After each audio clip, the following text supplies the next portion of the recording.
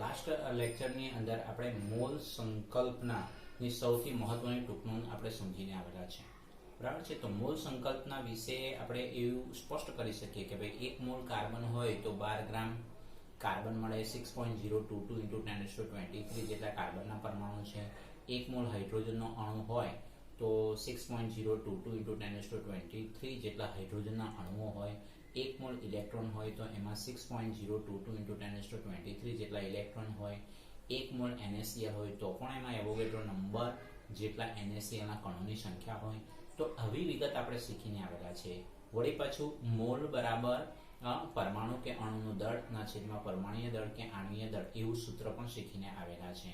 મોલને કોઈ એકમ હોતો નથી, કારણ કે મોલ એક સંખ્યાનું નિર્દેશન કરે ને એવોગેડ્રો નંબર બતાવે છે, એટલે મોલને કોઈ એકમ હોતો નથી। આપણે એવું સ્પષ્ટ સમજીને આવેલા છે। તો હવે આજના લેક્ચરની અંદર વિદ્યાર્થી મિત્રો શું સમજવાનું છે, તો કે ભાઈ આજના લેક્ચરની અંદર આપણે મોલ સંકલ્પના ઉપર આધારિત ટેક્સ્ટબુકની અંદર સ્વાધ્યાયમાં જે કંઈક દાખલાઓ છે તેને આપણે સમજવાનું છે। તો આપણે તમારી ટેક્સ્ટબુકની અંદર વિદ્યાર્થી મિત્રો સ્વાધ્યાય બસ 1.10 નો દાખલો ને સમજવાના છે। દાખલાની રકમ છે ઇથેનમાં 3 મોલ બસ એમાં નીચેનાની ગણતરી કરો। ઇથેન કે જેનું અણુસૂત્ર શું છે C2H6 છે, તો એમાં ઇથેનના 3 મોલની અંદર ગણતરી કરવાની છે। તો એમાં પહેલું છે કાર્બન પરમાણુના મોલની સંખ્યા। કાર્બન પરમાણુના મોલની સંખ્યા તો આપણે સમજી શકીએ છીએ કે ભાઈ 1 મોલ ઇથેનમાં 2 મોલ જેટલા કાર્બન છે। 1 મોલ ઇથેનમાં 2 મોલ જેટલા કાર્બન હાજર છે। તો 3 મોલ ઇથેનમાં કેટલા, તો 3 દુ 6 મોલ જેટલા કાર્બન આપણી પાસે હાજર છે, આપણે એવું કહી શકીએ। પછી બીજો પ્રશ્ન છે હાઇડ્રોજન પરમાણુના મોલની સંખ્યા। તો આપણે એમાં પણ એવું સમજી શકીએ છીએ કે ભાઈ 1 મોલ ઇથેનમાં હાઇડ્રોજનના 6 મોલ હાજર છે। 1 મોલ ઇથેનમાં હાઇડ્રોજનના 6 મોલ હાજર છે। તો ખરેખર 3 મોલ ઇથેનમાં કેટલા, તો 6 તારીખ 18 મોલ હાઇડ્રોજનના છે હાઇડ્રોજન પરમાણુના મોલની સંખ્યા આપણે પ્રાપ્ત થતી જોવા મળે, આપણે એવું ધ્યાનમાં રાખીશું। અને ત્રીજું ઇથેનના અણુની સંખ્યા। તો 1 મોલ ઇથેનમાં 6.022 × 10⁻23 જેટલા ઇથેનના અણુઓ આપણને પ્રાપ્ત થાય। તો 3 મોલ ઇથેનમાં કેટલા, તો 3 × 6.022 × 10⁻23। હવે 3 × 6.022 કરીએ એટલે 18.066 × 10⁻23 મળે, એટલે 1.8066 × 10⁻24 ઇથેનના અણુઓ પ્રાપ્ત થતા હોય છે, આપણે એવું ધ્યાનમાં રાખીશું, બરાબર છે। હંમેશા જ્યારે જવાબ લાવો ત્યારે દશાંશ સ્થળની આગળ એક જ સંખ્યા હોવી જોઈએ, જે આપણે વૈજ્ઞાનિક સંકેતની અંદર આપણે શીખીને આવેલા છે। ઓકે, ત્યાર પછી સ્વાધ્યાયનો જ પ્રશ્ન 1.33 અને એની અંદર પ્રશ્ન છે નીચેનામાં દરેકમાં પરમાણુની સંખ્યા ગણો। નીચેનામાં દરેકમાં પરમાણુની સંખ્યા ગણો। તો એમાં નંબર 1 છે આર્ગોનના 52 મોલ।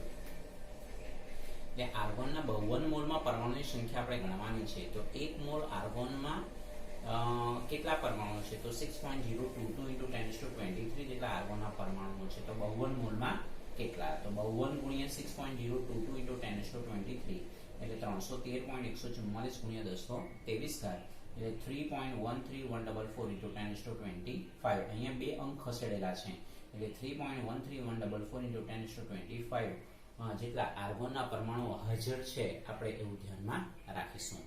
ત્યાર પછી એની અંદર કન્ટિન્યુ હિલિયમના 52 યુનિફાઈડ માસ, એટલે આપણે જનરલી 2He4 લખીએ, જ્યાં 2 પરમાણુ ક્રમાંક છે અને 4 બરાબર છે એ યુનિફાઈડ માસ આપણે કહીએ। એટલે 4 યુનિફાઈડ હિલિયમનું હોય તો એક હિલિયમનું પરમાણુ હોય તો 52 યુનિફાઈડ માસ કેટલા, તો 1 × 52 ના છેદમાં 4 એટલે 13 જેટલા હિલિયમના પરમાણુ આપણને પ્રાપ્ત થતા જોવા મળે, આપણે એવું ધ્યાનમાં રાખી શકાય। હવે સમજો, હવે 52 યુનિફાઈડ માસ અને 52 ગ્રામ એની વચ્ચે ફરક દેખાય છે આપણને। તો 1 મોલ હિલિયમ બરાબર 1 મોલ હિલિયમ પરમાણુ બરાબર જે છે 4 ગ્રામ હિલિયમના પરમાણુ હોય = 6.022 × 10⁻23 જેટલા હિલિયમના પરમાણુ હોય। અને આ કેવી રીતે લખ્યું છે, તો આપણે મોલ સંકલ્પનામાં ગઈકાલે લખેલું છે કે ભાઈ 1 મોલ કાર્બન બરાબર 12 ગ્રામ કાર્બન બરાબર 6.022 × 10⁻23 જેટલા કાર્બનના પરમાણુઓ। તો સેમ એવી રીતે લખેલું છે. તો આપણને આમાંથી શું જરૂરિયાત છે કે ભાઈ 4 ગ્રામ હિલિયમ પરમાણુમાં હિલિયમના પરમાણુ કેટલા હશે? 6.022 × 1023. તો 52 ગ્રામે કેટલા? તો 13 ચોક 52 એટલે 13 × 6.022 એટલે 78.286 × 1023. એટલે 7.8286 × 1024 હિલિયમના પરમાણુ આપણને પ્રાપ્ત થતા જોવા મળે. આપણે એવું ધ્યાનમાં રાખીશું. આ હિલિયમના 52 ગ્રામ માટેની આપણે વાત થઈ ગઈ. ત્યાર પછી સ્વાધ્યાય 1.28 નો પ્રશ્ન. હવે પ્રશ્નને સમજીશું. નીચેનામાંથી શેમાં સૌથી વધારે સંખ્યામાં પરમાણુ હશે? એટલે રકમમાં તમે ધ્યાનપૂર્વક જુઓ. 1 ગ્રામ ગોલ્ડ, 1 ગ્રામ સોડિયમ, 1 ગ્રામ લિથિયમ અને 1 ગ્રામ ક્લોરીન વાયુ. તો આ જે 4 છે તેમાંથી સૌથી વધારે પરમાણુઓ કોના હશે? તો એક જ વસ્તુ ધ્યાનમાં રાખીશું કે ભાઈ જેના મોલ વધારે હશે તેના પરમાણુ સૌથી વધારે, કારણ કે 1 મોલ બરાબર એવોગેડ્રો નંબરના પરમાણુની સંખ્યા. સિમ્પલ, એટલું જાણીએ છીએ આપણે. તો આપણે શરૂઆતનો 1 2 આપણે ગણતરી કરીએ છીએ કે ભાઈ 1 ગ્રામ ગોલ્ડ, તો મોલનું સૂત્ર ખબર છે, પરમાણુ કે અણુનું દળ છેદમાં પરમાણુય દળ કે આણ્વિય દળ. તો અહીં ગોલ્ડના મોલ શોધીશું. પરમાણુનું દળ છેદમાં પરમાણુય દળ ગ્રામ પર મોલમાં. તો અહીંયા સમજી શકો છો ગોલ્ડનું દળ આપેલું છે 1 ગ્રામ અને આ પરમાણુય દળ તમને આપી દેવામાં આવે 197. અને ટેક્સ્ટ બુકમાં તમારે જોવું હોય તો ટેક્સ્ટ બુકમાં નવી ટેક્સ્ટ બુકમાં 240માં પેજ ઉપર 240માં પેજ ઉપર બસ આપણને આ પ્રાપ્ત થતું જોવા મળે. એટલે 1/197 એટલે 0.0050 0.0050 આપણે આવી રીતે લખી શકીએ. તો આ કોના મોલ આવ્યા? ગોલ્ડના મોલ આવ્યા. તો હવે 1 મોલ ગોલ્ડમાં 6.022 × 1023 જેટલા ગોલ્ડના પરમાણુઓ છે. માટે 0.0050 ગોલ્ડમાં કેટલા પરમાણુઓ હાજર છે? તો 0.0050 મલ્ટીપ્લાય 6.022 × 1023. તો અહીંથી આપણને મળશે 5 × 10 - 3 મલ્ટીપ્લાય 6.022 × 1023.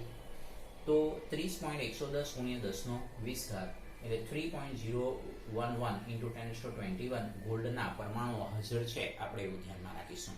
તો વિદ્યાર્થી મિત્રો, સેમ આવું જ તમારે ગણવાનું છે. 1 ગ્રામ લિથિયમ, 1 ગ્રામ સોડિયમ અને 1 ગ્રામ ક્લોરીન. હવે જો 1 ગ્રામ ક્લોરીનમાં તમે ગણો તો કેવી રીતના ગણશો? તો ક્લોરીન વાયુના મોલ બરાબર 1 ગ્રામ છે છેદમાં 71 લખવાના. 71 કેમ? કારણ કે Cl2 નો એક અણુ છે તેમાં 2 પરમાણુ છે, રાઈટ? હવે એના જે મોલ આવ્યા તો 1 મોલ ક્લોરીન વાયુમાં કેટલા પરમાણુઓ છે? તો કે ભાઈ 2 × 6.022 × 1023. તો 1/71 કેટલા? તો એવી રીતે ક્લોરીન વાયુ જે છે તેમાં પરમાણુની સંખ્યા આપણને પ્રાપ્ત થાય. અને લિથિયમ અને સોડિયમ વાળો જે પોઈન્ટ છે એ તો તમે સેમ આવી રીતે ગણી શકો. તો એ ગણતરીના જવાબમાં તમે ફાઇનલી જોશો તો 1 ગ્રામ લિથિયમમાં સૌથી વધારે પરમાણુઓ આપણને પ્રાપ્ત થતા જોવા મળે. આપણે એવું ધ્યાનમાં રાખીશું. 1 ગ્રામ છે લિથિયમ પરમાણુમાં સૌથી વધારે પરમાણુ હશે. એટલે સૌથી વધારે એટલે કોના કરતા? 1 ગ્રામ સોડિયમ કરતા, 1 ગ્રામ ગોલ્ડ કરતા અને 1 ગ્રામ ડાયક્લોરીન વાયુ કરતા 1 ગ્રામ લિથિયમમાં સૌથી વધારે પરમાણુ આપણે પ્રાપ્ત થતા જોવા મળે.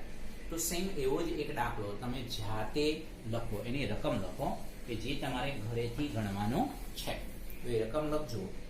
નીચેનામાંથી શેમાં પરમાણુઓની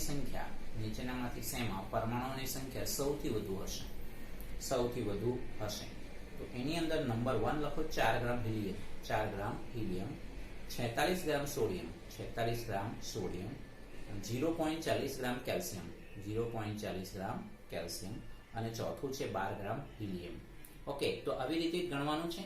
સૌ પ્રથમ તમારે શું કરવાનું? મોલ શોધવાનું. મોલ શોધ્યા પછી પરમાણુની સંખ્યા શોધવાની. બરાબર છે? એકદમ સિમ્પલ કોન્સેપ્ટ યાદ રાખવાનો MCQ માટે કે જેના મોલ વધારે હશે તેના પરમાણુ સૌથી વધારે હશે. એકદમ સિમ્પલ MCQ ના પોઈન્ટ ઓફ વ્યૂ આપણે આવી રીતે વિચારવાનું રહેશે. ઓકે, ચાલો. તો આ રીતે તમે ગણતરી કરજો આ દાખલાને માટે, અને ન ખ્યાલ આવે તો મને કહેજો. Thank you very much.